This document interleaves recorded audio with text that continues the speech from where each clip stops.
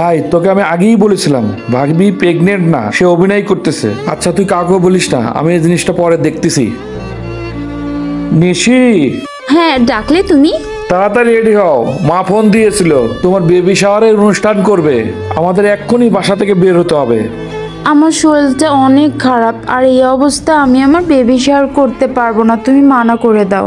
শরীর খারাপ না অন্য কারণ? আরে আমার ভাই তো তোমার চেহারা আগেই প্রকাশ করেছে, কেন করলে প্রেগনেন্ট হওয়ার নাটক? তোমার একটু লজ্জা করলো না ইমোশনাল নিয়ে খেলতে? কেন করলে? আমি এগুলো সব কিছু তোমার জন্য করেছি। আমি যখন জানতে পারলাম যে আমার সমস্যা, তখন আমি ভয় পেয়েছি তুমি হয়তো বা আমাকে ছেড়ে চলে যাবে, আর তাই আমি এই নাটকটি করেছি যাতে তুমি আমার কাছে থেকে যাও। আমি তোমাকে হারাতে চাই না।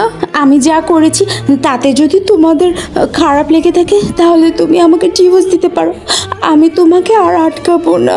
আর আমি তোমাকে ভালোবেসেছি, বাচ্চার জন্য তোমাকে না। তুমি ভাবলে কি করে আমি তোমাকে ছেড়ে দিব? আমি সারাটা জীবন তোমার পাশে থাকবো, বুঝেছো?